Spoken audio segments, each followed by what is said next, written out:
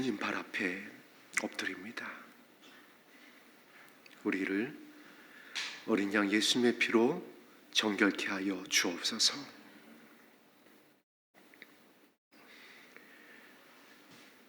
세상이 어떤 빨래하는 자가 희귀할 수 없는 그 빛난 세마포 옷으로 우리의 온 몸과 온과 영을 감싸 주옵소서. 이 은혜를 간절히 갈망하며 주님의 이름을 부릅니다. 우리의 찬송 가운데에 함께하여 주시고 우리의 기도를 들으시는 아버지께서 구원의 빛으로 비춰 주옵소서. 예수님 이름으로 기도드립니다. 아멘. 함께 나눌 말씀 야고보서 3장 말씀입니다.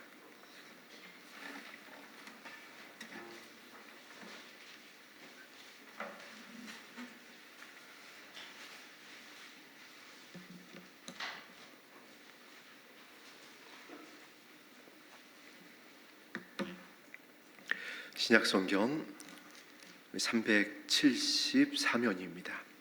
야고보서 3장 17절, 18절 두 절 말씀 다 같이 한 목소리로 합독하겠습니다. 시작. 오직 위로부터 난 지혜는 첫째 성결하고 다음에 화평하고 관용하고 양순하며 긍휼과 선한 열매가 가득하고 편견과 거짓이 없나니 화평하게 하는 자들은 화평으로 심어 의의 열매를 거두느니라. 아멘. 성경은 지금을 시험의 때라고 분명히 기록하고 있습니다. 어떤 시험의 때냐면은 창세 이후로부터 없을 환란이 다가오고 있는 시험의 때다. 그리고 계시록에서는 그래서 우리에게 이렇게 이제 약속의 말씀을 전하고 있습니다. 시험의 때에서 건져주겠다. 할렐루야. 저와 여러분이 그 시험의 때에서 건짐을 받기 위해서 오늘 이 자리에 나왔습니다. 시험의 때에서 건짐을 받는다는 것은 이 땅 가운데에서 질병도 없고 물질의 문제도 없고 관계에 어려움도 없는 그러한 무풍지대에서 서게 하겠다라는 말씀이 아닙니다. 저와 여러분들의 마음과 생각을 지켜주시겠다라는 것입니다. 저와 여러분들의 마음과 생각을 왜 지켜주시느냐? 그 예수님의 마음과 생각으로 지켜주셔서 어디에 서게 하시기 위해서라고 그랬죠? 시온산에 서게 하기 위해서. 누구와 함께? 하나님의 어린 양, 우리의 신랑이 되시는 예수님과 함께 서게 하시기 위해서. 이 시험의 때를 어떻게 지나가야 하는지에 대한 아주 강력한 처방이 담겨 있는 서신이 바로 이 야고보서입니다. 그래서 야고보서가 시험을 참아야 된다, 인내해야 된다. 그런데 그 시험을 어떻게 참아야 되느냐? 너희들 가운데에 진짜 지혜가 있어야 된다. 그리고 오늘 다시 야고보서 3장 17절에서 이와 같이 편지를 하고 있습니다. 시험의 때를 지나고 있는 저와 여러분들을 향하여서, 또 그 당시에 깊은 시험의 때를 지나가고 있었던 첫사랑에 식어지고 있었던 초대교회 성도들을 향해서 이렇게 전하고 있습니다. 위로부터 난 지혜는, 야고보가 편지하고 있는 위로부터 난 지혜는 많은 의미를 내포하고 있습니다. 어떤 지혜냐면은 바로 위로부터 난 지혜, 하나님께로부터 온 것입니다. 하나님만 주실 수 있는 것입니다. 그래서 하나님께 부름받은 자들, 하나님이 택함을 받은 자들, 하나님의 마음에 합한 자들에게 부어주시는 지혜입니다. 그 지혜의 마지막이 하나님의 나라라는 것입니다. 그래서 야고보서 1장에서 이 지혜가 부족하게 되어지면 하나님의 나라를 잃어버리게 되니까 너희들 가운데에 자꾸 요동치게 되어지는 일들이 생길 것이고, 두 마음이 되어지기 때문에 한 마음은 세상을 향해 가고 있고 이 두 주인을 섬기는 마음이기 때문에 기도가 하나님 나라에 상달되지 않을 것이다. 저와 여러분들의 오늘 마음이 하나님께로부터 난 지혜로 그 지혜의 반석 위에 서게 되기를 주의 이름으로 축복합니다.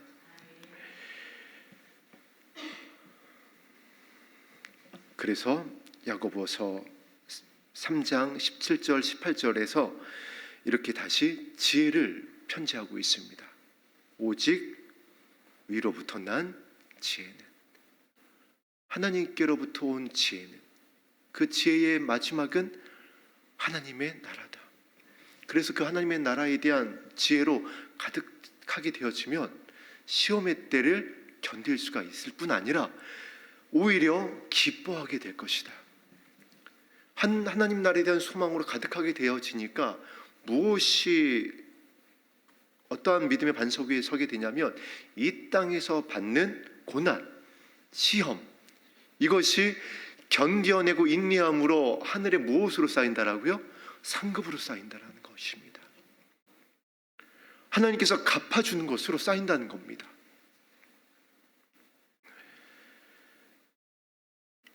그래서 너희의 보화를 어디에 쌓으라? 하나님 나라에 쌓으라.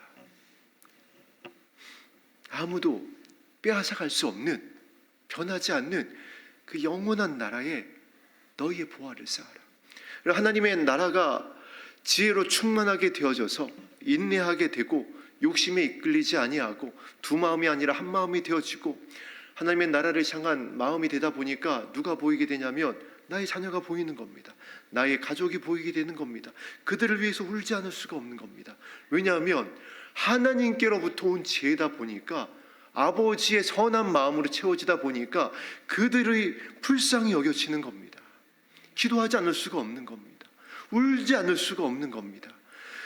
아버지의 선함으로 채워지다 보니까는 어떠한 공격이 있다 할지라도, 오해가 있다 할지라도, 억울함이 있다 할지라도 인내하는 겁니다. 왜냐하면 아버지께서 갚아주실 거고 눈물을 닦아주실 하나님의 나라가 보이니까 오히려 그것조차도 기뻐하고 감사하며 기도하며 우리를, 그리스도 예수 안에서 우리를 향한 아버지의 뜻을 이루게 되더라는 것입니다. 그래서 이 야고보서가 시험의 때를 당했었던 초대교회 성도와 지금 시험의 때를 지나고 있는 저와 여러분들에게 승리할 수 있는, 견딜 수 있는 아주 강력한 처방이 되는 것입니다. 이 3장 17절 이전과 이후를 보게 되었으면 초대교회 문제들이 가득 차 있습니다. 이 문제들이 우리의 문제입니다. 지금 교회의 문제들입니다.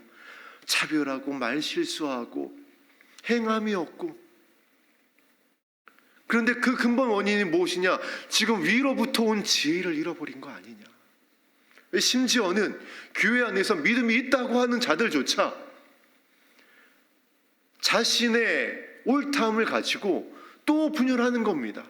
그나마 견디고 있고 시험의 때를 지나고 있고 하나님의 음성을 듣는 것 같고 주의 오심을 기다리는 것 같은데 그들조차도 아버지께로부터 온 지혜, 선함이 아니다 보니까 사나워지는 겁니다. 그렇게 믿음 지켜서 그렇게 기도해서 여러 가지 모습들이 다 부족해 보이고, 그래요. 예수님께서 십자가에서 고난당하신 것, 지금도 보좌 우편에서 기도하고 계신 것, 그리고 곧 오실 것 다 성경에 기록되어져 있는 것이고 우리가 소망해야 되는 생명의 말씀입니다.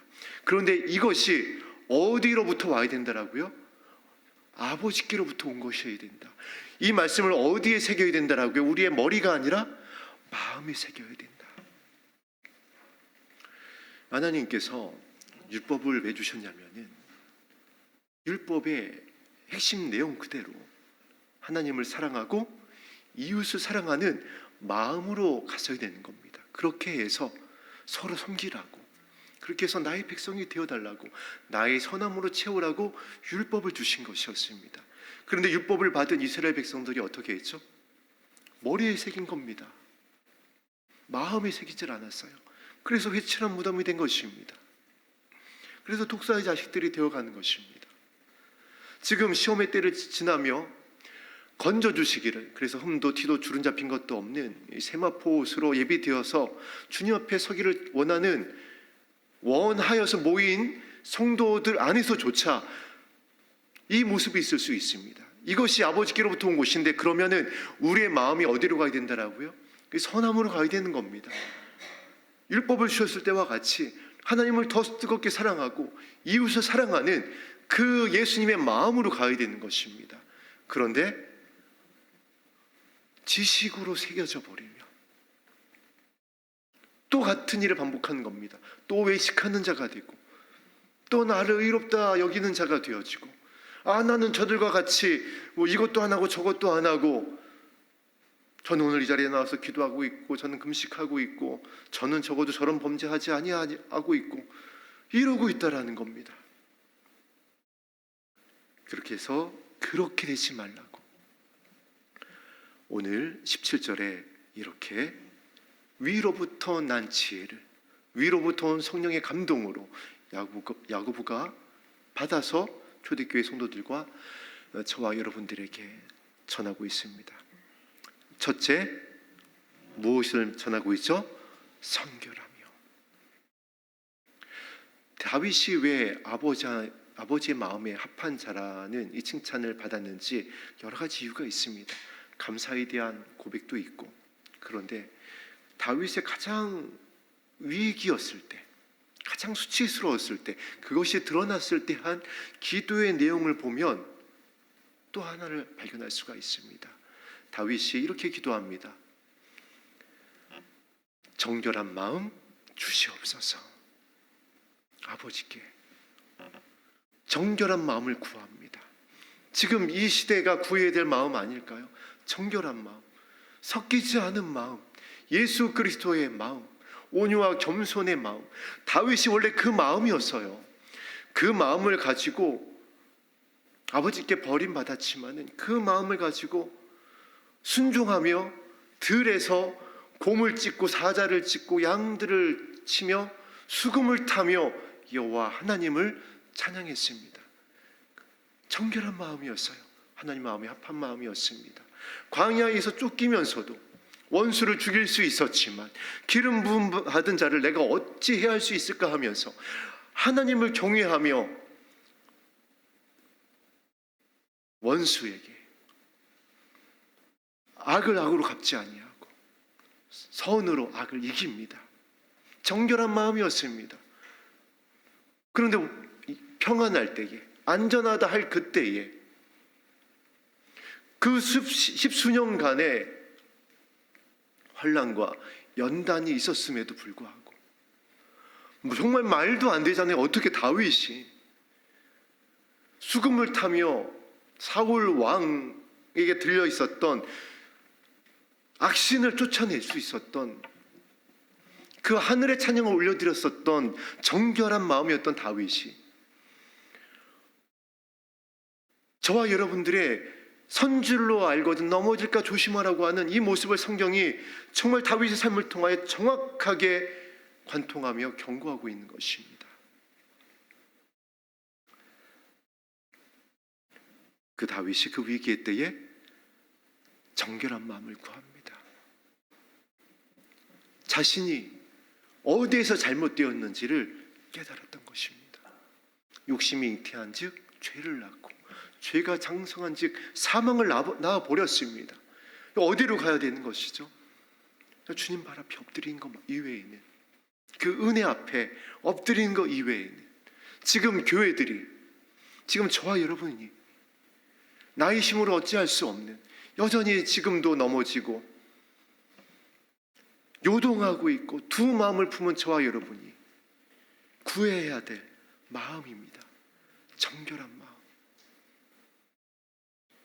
나를 불쌍히 여겨달라고, 우리 교회를, 이 땅의 교회들을 불쌍히 여겨달라고, 나의 자녀를, 나의 가정을 불쌍히 여겨달라고,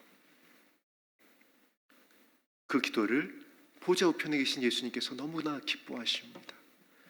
이 땅 가운데서도 그 기도를 받으신 예수님께서 세리를 향하여 저가 의롭다함을 받고 돌아갔느니라. 할렐루야. 이 죄 용서함 받았다. 예수님이 말씀하시는 겁니다. 정결한 마음이 되어졌다. 내가 찾는 마음은 저와 같은 마음이다. 내가 찾고 있는 예배는 저 상한 마음이다. 정결한 마음을 찾는. 왜 예수님께서 이 마음을 너무나도 기뻐하실까요? 지금 보좌 우편에 계신 예수님이 저와 여러분의 영원한 중보자가 되어주셔서 기도하고 계십니다. 어떠한 기도하고 계실까요?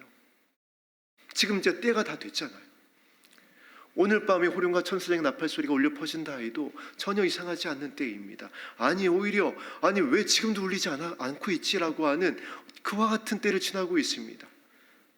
노아의 때이고 롯의 때입니다. 그러면 주님께서 어떤 기도를 하고 계시겠느냐고요. 저들을 불쌍히 여겨주시고 용서하여 주시옵소서. 이제 하나님의 진노가 쏟아질 것인데, 창세 이후로부터 없는 환난으로 이 땅에 쏟아질 것인데, 아니 교회부터 쏟아질 것인데 정결케 하여 주시옵소서. 저들을 용서하여 주시옵소서. 지금 이 기도가 보좌 우편에 계신 예수님의 기도 아닐까요? 그럼 저와 여러분이 어떤 기도를 올려야 드려야 될까요? 그래서 야고보가 첫째, 성결이다.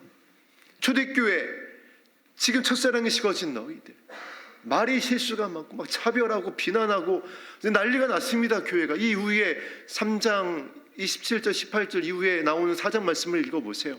허탄한 말을 하고 교회가 심각한 겁니다. 정말 위기입니다. 그때에 올려야 될 기도, 지금 이 시기에 교회가 배도하고 있는 이때에 우리가 드려야 할 기도, 찾아야 될 마음, 성결케 하여 주시옵소서. 정결한 마음을 주시옵소서.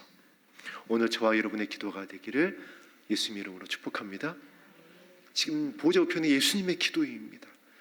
예수님의 마음에 합한 이 기도를 올려드려서 하나님께서 저에게 성령을 부으라고 예수님의 손에 아버지 영을 허락하실 것입니다. 그럼 예수님께서 어떻게 하신다라고 그랬죠? 부어주겠다. 아버지의 영을, 의롭게 하여 주는 아버지의 영을 부어주겠다. 제자들에게 이 아버지의 영이 부어졌을 때에, 초대교회에 이 아버지의 영이 부어졌을 때에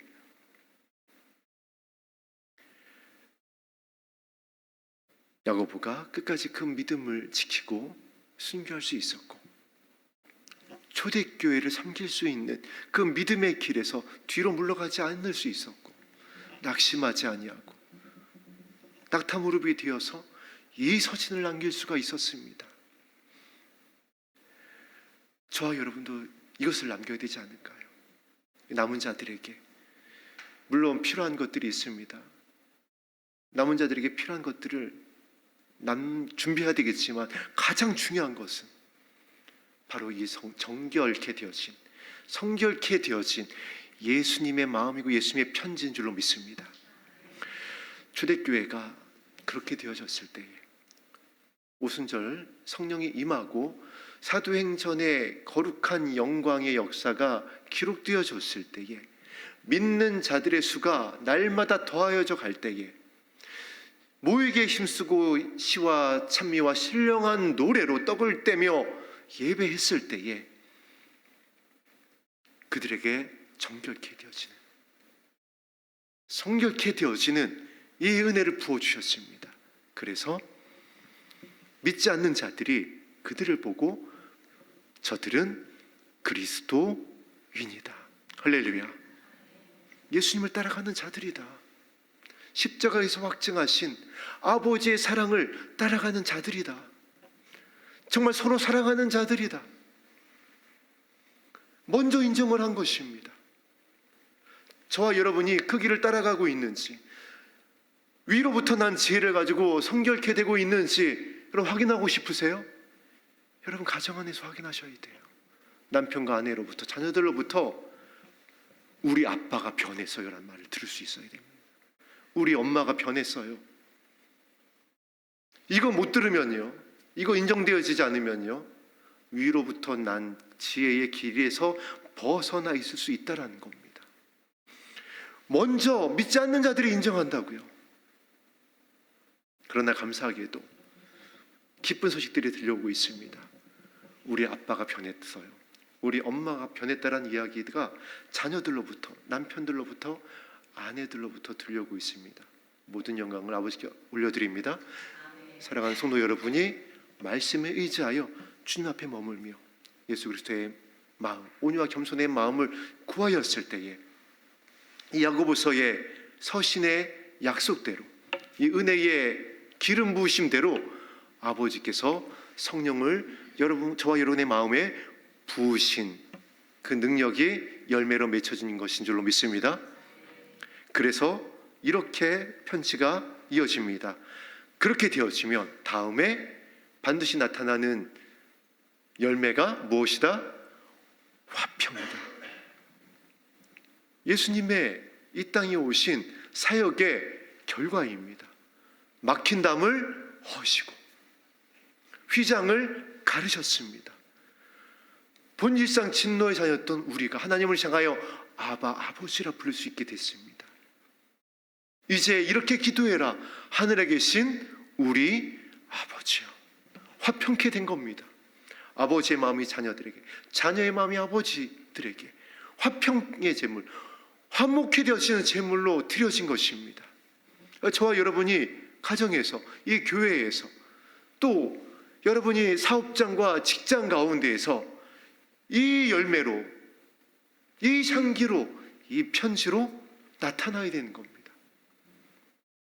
이것이 억지로가 아니라 은혜로, 성령의 도우심으로. 야고보서 3장 17절이 그래서 너무나도 중요한 내용입니다. 명확한 기준을 세워주고 있는 겁니다. 지금 미혹의 때이다 보니까 택하신 자들을 어떻게 미혹할까요? 이 낮은 수준의 세상의 것에는 저와 여러분이 적어도 예수 그리스도를 기다리고 있는 적어도 등을 준비한 그리스도의 신부들은 세상의 것을 가지고 미혹할 수가 없습니다. 사단도 알아요. 그래서 정말 똑같은 걸 가지고 광명의 천사의 모습을 가지고 미혹한다라고 함께 말씀을 나누었습니다. 마치 위조 지폐를 가지고 오듯이 똑같은, 정말 너무나도 똑같아서 기계로도 감별이 안 되는 똑같은 그 위조 지폐를 가지고 오듯이 이거 진짜 하나님께로부터 온 것 같은데, 하나님의 감동인 것 같은데, 아버지의 응답인 것 같은데, 저 사역자, 저 은사자 진짜 성령의 사람인 것 같은데, 정말 저 교회에는 하나님의 영광이 머무르고 있는 것 같은데, 이 모습으로 미혹한다라고요. 그러면 무엇으로 분별할 수 있을까요? 오늘 이 야고보서 3장 17절에 있는 이 말씀입니다. 정결인지 성결인지, 이거 성결 섞인 것이 있으면은 반드시 그 사역자나 은사자에게 집중하게 합니다. 교회에 집중하게 해요. 똑같이 나타납니다. 능력이 나타나고 영광이 나타나고 은사가 나타나고 현상이 나타나고, 그러니까 미혹되는 겁니다. 그런데 사람에게 집중하게 해요. 위로부터 온 지혜가 아닌 곳은, 그리고 하나님의 나라에 대해서 이야기는 하는데 어디에 걸리죠? 화평에서 걸립니다. 그래서 이 성결과 이 화평은 증인의 수 두 기둥과 같은 것입니다. 성전을 바치고 있는 이것으로 분별할 수가 있습니다. 담임 목사님과 저 또한 예외가 아닙니다. 담임 목사님이, 저 부목사가 정말 하나님께로부터 난 지혜를 가지고 미혹되지 아니하고 하나님의 나라를 향하여서 하나님의 말씀을 가지고 사역을 하고 있는지, 가정에서 섬기고 있는지를 이것 가지고 살피는 겁니다. 다른 것으로 살피는 게 아닙니다. 나타나는 것, 드러나는 것 가지고, 이 강단에 서 있는 것을 가지고, 찬양하는 것을 가지고, 신방의 자리에서, 사역의 자리에서 치료되어지는 것을 가지고 분별하는 것이 아닙니다. 성결한지 화평한지, 그래서 예수님의 마음과 온유와 겸손을 가지고 변함이 없는지. 부목사님 가정에 갔더니 아들과 세 아들이 아버지 얘기 나오면 한숨을 쉬더라. 그럼 저는 가짜인 겁니다. 위로부터 난 지혜가 아닌 거예요. 척하는 겁니다. 벌써 미혹된 겁니다. 벌써 율법의 정신을 잃어버린 겁니다. 방향을 상실한 겁니다. 마찬가지입니다. 여러분이 여러분 가정 안에서 자녀들에게, 남편과 아내에게, 여러분의 친족에게 아직까지 인정받지 못하고 있을 수 있습니다. 연약한 예전의 모습으로 인하여서, 그것을 기억하고 있는 그들로 인하여서. 그러면 이제 어떻게 되는 거죠? 정결한 마음을 구하는 겁니다. 예수님의 마음을 구하는 것입니다. 화평케 하게 하시는 그 어린 양 예수의 피로 나를 덮어달라고, 나를 불쌍히 여겨달라고 우편 강도의 마음을 가지고, 그 세리의 마음을 가지고 기생 라합이 간담이 서늘해졌다라고 그랬습니다. 그 말씀을 받고 나서 그렇게 기도하는 것입니다. 그렇게 되어지면 이제 변화가 일어납니다. 관용하게 되어진다. 양순하게 되어진다. 긍휼히 여겨지게 된다. 할렐루야. 무슨 마음이죠? 이전에 나의 마음은 그렇지 않았는데 이제 나의 눈가가 촉촉해지기 시작하는 겁니다. 예전에는 차가웠는데 이제 온도가 올라가기 시작하는 겁니다.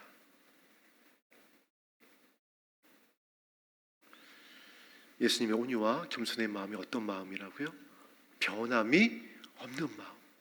예전에는 감정의 기복이 너무 심했어요. 그런데 성결하고 화평한 마음을 구했더니 위로부터 부어지는 주의 성령의 은혜로 인하여서 평화를 누리게 되는 겁니다. 세상이 줄 수 없는 평화. 그러니까 마음이 부드러워지는 거예요. 요한이 별명이 우리의 아들이었습니다, 여러분. 불을 내려서 저들 다 멸해버릴까요? 예수님한테 혼나고 그랬어요. 성격이 불 같았다고요.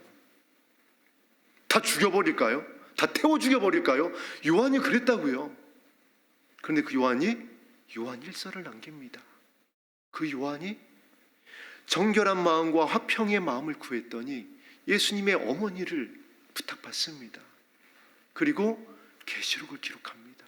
그리고 하나님에 대해서 이렇게 편지합니다. 하나님은 사랑이시니라. 요한이 그 마음을 품기 위해서 책을 읽었을까요? 연구를 했을까요? 공부를 했을까요? 훈련을 했을까요? 오늘 야고보와 같이 보좌 우편에 계신 주님께 은혜를 구했습니다. 그랬던 요한이 사랑의 사도가 되어지잖아요. 저와 여러분이 그렇게 되기를 원하는 겁니다. 사랑의 사도 요한이 낙타 무릎으로 이 초대교회를 향하여, 저와 여러분을 향하여 이 야고보서를 남기고 있는 예수님의 동생 야고보가 이 시험의 때에 위기에 봉착해 있는 교회와 성도들을 살리기 위해서 아버지께로부터 받은 성령의 감동으로, 그래서 강력한 처방이라는 것입니다.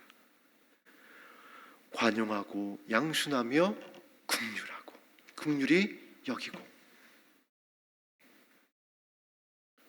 예수님께서 제자들을 그 마음으로 끝까지 사랑하셨습니다. 여러분, 그것을 꼭 기억했으면 좋겠습니다. 예수님이 모르셨던 게 아니잖아요. 다 아셨습니다.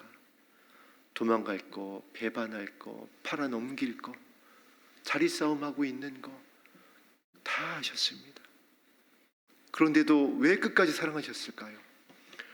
아버지는 선하신 분입니다. 예수님의 마음은 온유와 겸손의 마음입니다. 변함이 없는 겁니다.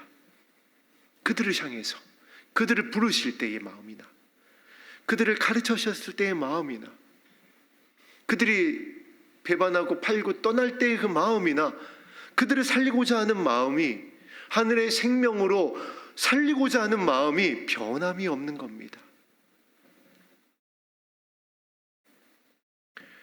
그렇게 돼서 나오는 마지막 모습을 이렇게 이야기합니다. 선한 열매가 가득할 것이다. 생명으로, 하늘의 생명으로, 가정마다, 교회마다 그럴 수밖에 없죠. 예수 그리스도의 생명이, 하늘의 생명이 저와 여러분 가운데에 채워졌는데, 그 생명의 강이 흘러넘치는데, 마시면 목마르지 아니하는, 아무도 뺏어갈 수 없는, 아무도 끊을 수 없는 그 사랑으로 가득 찬 생명의 강물이 나를 통하여 가정 안에서, 교회 안에서 흘러가게 되어지는데, 어떤 열매로? 살리는 열매로, 기쁨의 열매로, 화평케 되는 열매로 가득가득 차는 겁니다. 할렐루야.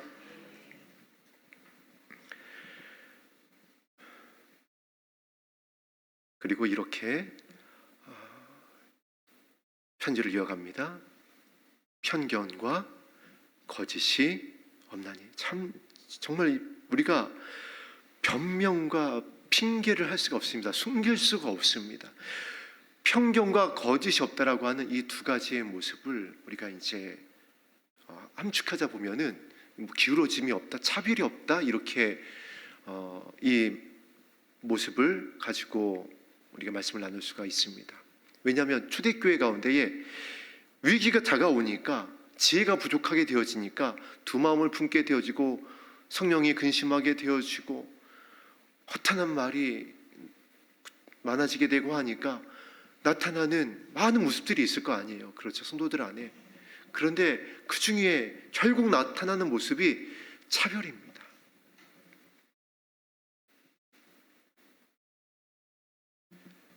예수님께서도 부탁을 하셨어요.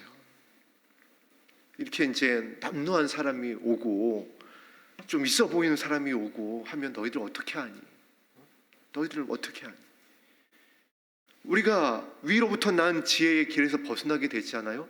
자녀도 차별해요. 그리고 뭐 아들인데 딸인데 하면서 차별하고요. 남편이 좀 어떤 물질을 가져올 때와 가져오지 못할 때 또 차별하고요. 여러 상황 속에서 계속 끊임없이 차별을 합니다. 교회가 지금 보세요. 왜 교회가 세상으로부터 조롱받고 예수님 말씀대로 밖에 버려진 속임과 같이 되어서 밟혀지는 교회가 됐나요? 사역자들조차 차별한다라고요. 오히려 사역자들이라고 한다면, 말씀을 맡은 위로부터 난 지혜를 가지고 예수 그리스도의 심장으로 사역을 해야 하는 말씀을 맡은 목사님들, 전도사님들이라고 한다면 어떻게 해야 되나요? 어떤 마음이어야 되나요? 가장 연약한 자가 늘 밟혀야 돼요. 눈에 밟혀야 돼요. 가장 아픈 자, 그들이 마음에 가득 차 있어야 되고, 그들을 생각하면 눈물이 흘러야 되고, 어떻게 선교해야 될까, 어떻게 발을 씻겨줘야 될까, 어떻게 치료해주고 위로해줘야 될까, 그들을 정말 가장 앞자리에 앉히고 싶어야 되고, 그들과 밥 한 끼라도 더 먹고 싶어야 되고, 그들 가정을 한 번이라도 찾아가고 싶어야 되고, 그러나 그러냐고요.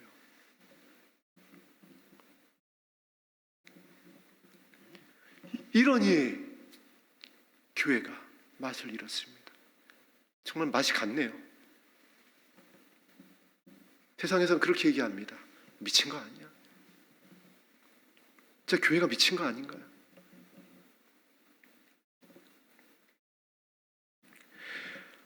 우리 18절 말씀 합독하겠습니다. 시작. 화평하게 하는 자들이 화평으로 심어 의의 열매를 거두느니라. 아멘. 그래서 화평하게 하는 자들은요, 화평하게 하는 눈물의 씨앗을 심습니다. 할렐루야. 오늘 이 자리가 그 씨앗을 심는 자리 됐으면 좋겠습니다. 그 씨앗을 심을 수 있도록 정결한 마음, 화평케 하는 예수님의 마음을 주의 영으로 부어 주시옵소서. 그래서 기쁨으로 단을 거두는, 살리는 역사가 나의 마음 안에서, 나의 가정과 이 교회 안에서 충만케 하여 주시옵소서. 그래서 영혼을 향한 아버지의 뜻을 이루어드리는 이 교회가 되어지고 이 땅의 교회가 되어질 수 있도록 은혜를 더하여 주옵소서. 의의 열매를 거두느니라. 예수님이 얼마나 마음 아파하시면서 말씀하셨는지 모릅니다. 익은 곡식을 거둘 자가 없다. 지금 씌어져서 추수할 곡식들이 너무나도 많은데 일꾼이 없다. 정결한 마음, 화평하는 이 마음, 위로부터 난 지혜를 구하는 교회가 없다. 사역자들이, 성도들이, 나의 신부들이 없다. 등은 있는데 기름이 없다.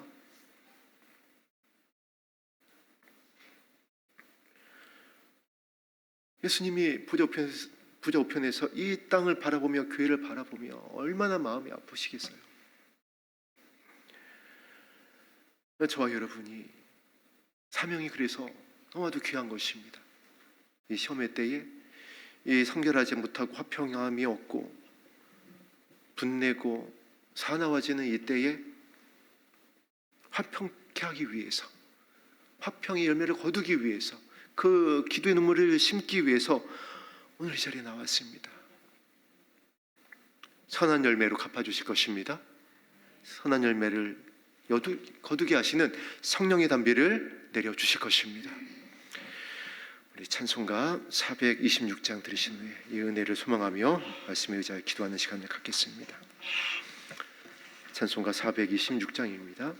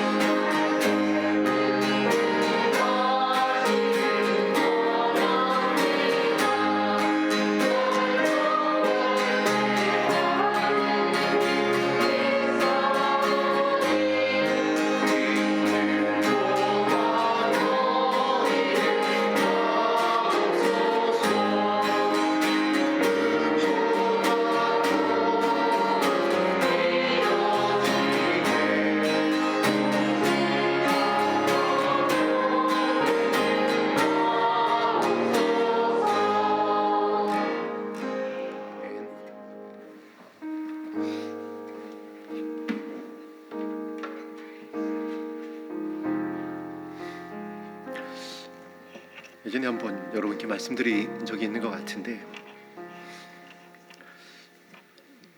지금이야 뭐 이제 다이아몬드를 뭐 진짜와 가짜를 뭐 1초면은 판독해냅니다. 요즘은 이제 기계가 발달을 해서. 근데 이제 이 기계가 나오기 전에는 예리한 눈을 가진 감별사들이 이렇게 이제 감별기를 가지고 빛깔이라든가 여러 가지 다이아몬드, 진짜 다이아몬드를 판별하는 것을 가지고 이게 진짜인지 가짜인지를 밝혀냈습니다. 영화에서 본 한 장면입니다. 그래서 진짜와 가짜 다이아몬드를 딱 가지고 이제 감별사한테 가지고 온 겁니다. 정말 똑같아요. 커팅도 똑같고 어떻게 보면 빛도 똑같습니다. 이 어떤 게 진짜 가짜냐? 그랬더니 이 감별사가 이제 워낙 베테랑이어서 그런지 딱 봐서 알았나 봐요. 그러더니 이 자신이 가지고 있었던 조그만한 망치를 가지고 가짜를 탁 내리치니까 어떻게 됐을까요? 그냥 가루가 돼버리는 겁니다. 다이아몬드는 오랜 시간 어마어마한 열과 압력에 견디어서 그 탄소 덩어리들이 다이아몬드, 영롱한 빛을 내는 다이아몬드가 되는 겁니다. 여러분에게 압력이 있을 수 있어요. 무게가 있을 수 있고 뜨거움이 있을 수 있습니다. 지금 세상에 그럴 수밖에 없는 또 때입니다. 왜 그런 거죠? 진짜가 되게 하시려고 하나님께서 허락하신 은혜입니다. 저와 여러분의 이 교회가, 가정이, 여러분의 마음이 진짜가 돼야 될 거 아니에요. 이게 진짜는 물과 불을 통하지 않고는 진짜가 될 수 없습니다. 그 세븐사인이라고, 그 세븐골드라고 하는 순금, 정금 99.999, 그게 9가 7개 붙었다고 정금이래요. 그 금이 어떻게 나오나요? 뭐 계속 물이 들었다가 불에 들어갔다 하면서 불순물을 제거해서 나오는 거잖아요. 저와 여러분의 길을 그가 아십니다. 근데 나를 단련하신대요. 정금이 되게 하시려고, 진짜가 되게 하시려고. 그래서 이상한 일이 아닙니다. 교회 안에서, 가정 안에서 아니 내가 이렇게 기도하는데 우리 교회가 이렇게 주옵식기를 예배하고 귀한 사명인데 왜 이런 일이 일어나고 왜 자꾸 이런 아픈 일들이 있고 이상한 일 당하는 것으로 생각하지 말라. 성경도 기록하고 있어요. 그거 진짜가 돼가는 과정입니다. 오늘 그래서 야고보가 저와 여러분들에게 편지합니다. 진짜 교회 신부는 정결하고 화평하게 될 것이다. 그래서 깨지지가 않습니다. 변하지가 않아요. 영원한 겁니다. 그 가치가 있잖아요. 그래서 처음 익은 열매인 겁니다. 그것을 예수님께서 공중에 오시는 날 먼저 처음 익은 열매를 신부들을 취하시는 거예요. 그 날이 지금 정말 지금이에요, 여러분. 지금입니다. 어떤 목사님은 30년 전에는 절대 오지 않으실 거다 호언 장담하는 목사님도 있고 막 그래요. 그거에 대해서 저는 담임 목사님과 같이 이렇게 전하고 싶습니다. 내 믿음대로 될지어다. 믿음대로 될 것입니다. 오늘 거짓과 편견이 없는 이 교회와 나의 가정과 마음이 되게 하여 주시옵소서. 그래서 눈물로 씨를 뿌려서 기쁨으로 영광의 날에 그 단을 거두는 진짜 예수 그리스도의 신부가 되게 하여 주옵소서. 오늘 이 기도의 자리에서 우리 마음에 시온의 대로가 새겨지게 하여 주옵소서. 간절히 기도하겠습니다.